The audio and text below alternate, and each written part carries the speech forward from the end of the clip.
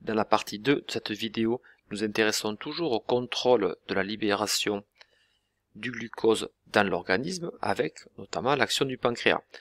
Précédemment, nous avons vu dans la première partie de la vidéo que le pancréas agissait sur le foie par l'intermédiaire de deux hormones, insuline et glucagon. On peut se poser la question, est-ce que le pancréas peut agir sur d'autres organes? Ici, on peut voir l'effet de l'insuline mesuré sur l'absorption de glucose dans un muscle.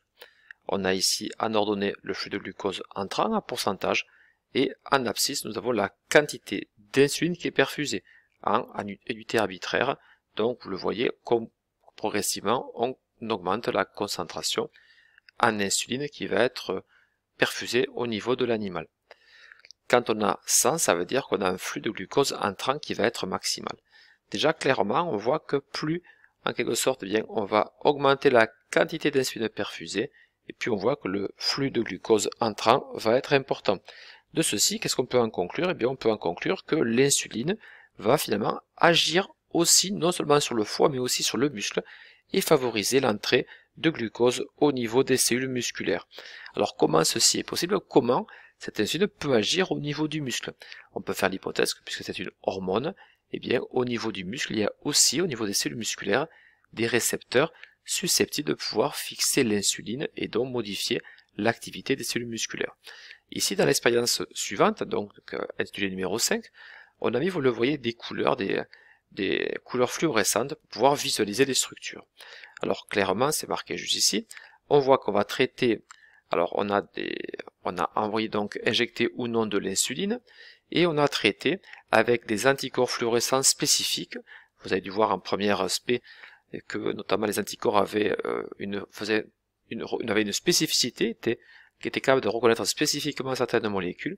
Ici, ces anticorps fluorescents portent une couleur verte et vont reconnaître des transporteurs GLUT4 qui sont des transporteurs qui laissent rentrer le glucose au niveau des cellules musculaires. Et on a mis aussi un autre anticorps qui lui par contre va colorer en rouge, et bien en tout cas est porteur d'une couleur rouge, et quand il va se fixer sur la membrane plasmique, il va la colorer en rouge. Quand on voit ces deux images, eh bien on constate qu'on peut quasiment les superposer. En vert, nous avons ici l'emplacement des récepteurs, et ici en rouge la membrane plasmique. On peut quasiment superposer, excusez-moi, eh bien ces deux photos. C'est pareil pour ici. Conclusion de tout ceci, eh bien on peut en conclure déjà que ces récepteurs sont situés sur la membrane plasmique. Autre chose qu'on peut remarquer, c'est qu'après injection d'insuline, on voit que la couleur verte est beaucoup plus importante. Qu'est-ce qu'on peut dire de cela? Eh bien, on peut supposer que l'injection d'insuline a augmenté le nombre de récepteurs permettant l'entrée du glucose au niveau du muscle. Conclusion de tout ceci, eh bien, on peut en déduire que l'insuline va activer l'entrée du glucose dans les cellules musculaires en notamment permettant la fabrication de davantage de récepteurs. C'est un peu comme si on augmentait le nombre de portes d'entrée pour permettre au glucose de rentrer ici. Alors comment tout ce petit mécanisme va être donc possible? Intéressons-nous maintenant précisément à ce récepteur à l'insuline. Alors déjà voilà donc ce récepteur, on vous le décrit ici, vu au microscope électronique à transmission, deux sous-unités extracellulaires qui vont donc être tournées vers l'extérieur de la cellule et 12 sous-unités intra. Donc clairement, on a un récepteur qui traverse la cellule. Ces sous-unités intracellulaires vont avoir pour fonction de transmettre le message qui va venir, le message de l'hormone qui se fixe sur le récepteur, et ceci va modifier l'activité de la cellule. Alors ici, chose qui peut être intéressante et qui nous permettra de faire la liaison avec les vidéos suivantes, on voit que parfois l'insuline, cette hormone, peut avoir des mutations. C'est une protéine, et cette protéine, ce gène, s'il est modifié, s'il subit des mutations, eh bien l'insuline sera modifiée, la protéine en résultant sera modifiée, et voilà, ça sera parfois une cause, ce fait d'être muté. Si l'insuline est différente, elle ne pourra pas se fixer sur les récepteurs. Il en est de même pour les récepteurs qui peuvent aussi avoir des mutations. Si le gène qui code pour ce récepteur à l'insuline est muté, eh bien le récepteur sera différent. Dans les deux cas, vous le constatez, ça pourra être l'objet parfois de troubles, puisque dans un cas, l'insuline ne sera plus fixée sur le récepteur, ne pourra donc plus remplir son rôle. Et si le récepteur, lui, est muté et que l'hormone non, eh bien le récepteur ne pourra pas non plus reconnaître cette hormone. Dans tous les deux cas, on aura un effet de l'insuline qui sera fortement diminué. Il n'y aura donc pas cet effet hypoglycémien, et donc on aura notamment certains troubles de la glycémie qui s'apparenteront au diabète.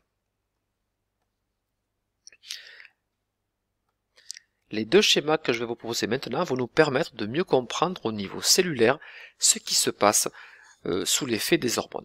Pour commencer, intéressons-nous à l'action du glucagon sur une cellule hépatique, une cellule du foie.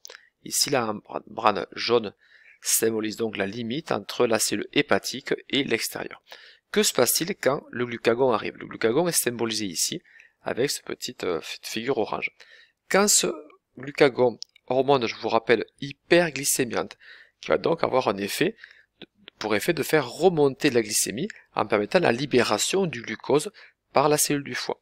Quand cette hormone se fixe sur le récepteur, ce récepteur se retrouve donc activé et va enclencher des réactions à l'intérieur de la cellule.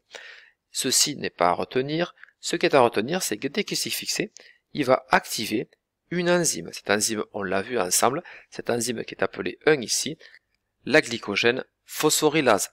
C'est la fameuse enzyme, rappelez-vous, qui permet de détruire les réserves de glycogène pour permettre de retrouver du glucose.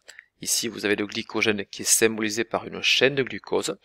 Si ce glycogène subit l'action de cette enzyme qui va catalyser cette réaction, il va être progressivement dégradé en glucose.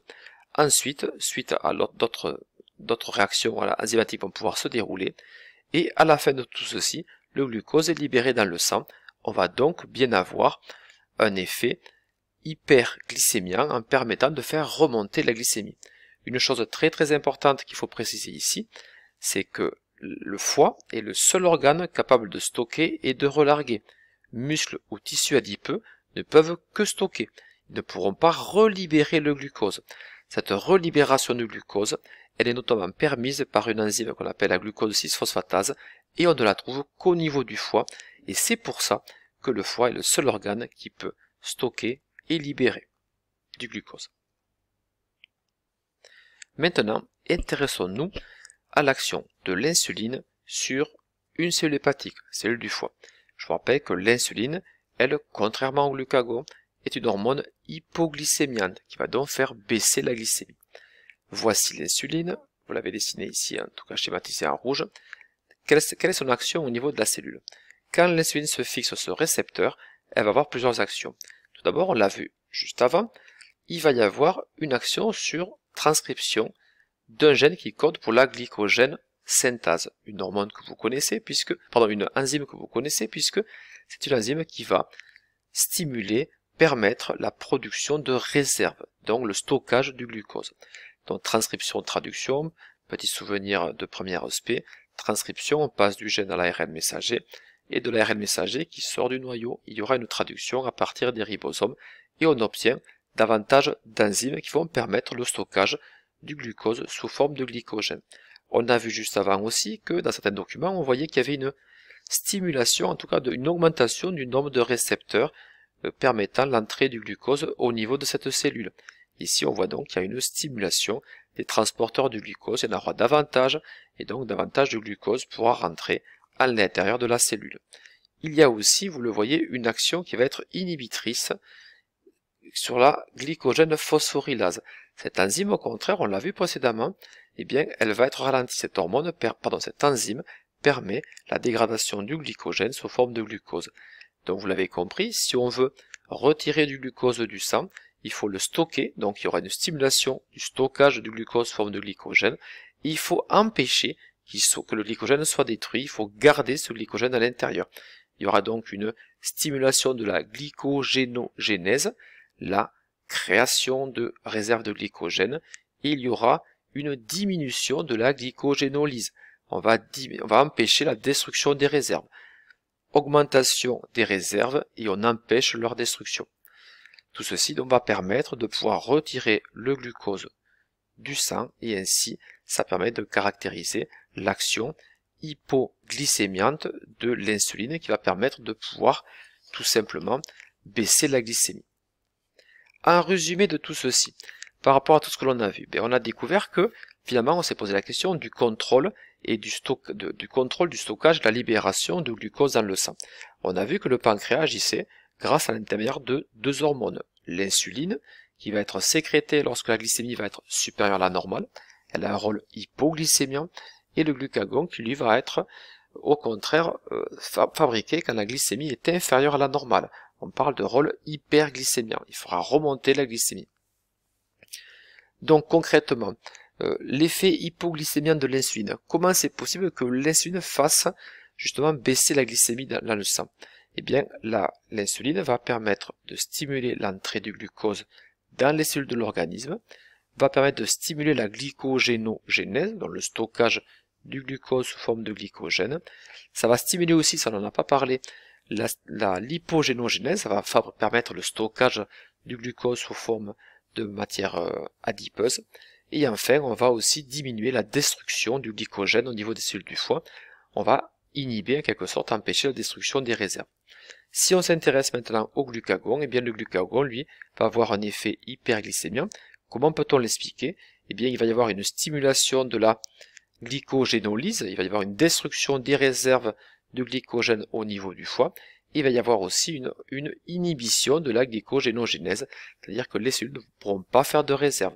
Le glucose restant dans le sang, il y aura donc finalement une augmentation du taux de glucose dans le sang, d'où le qualificatif d'hormone hyperglycémiante en ce qui concerne le glucagon.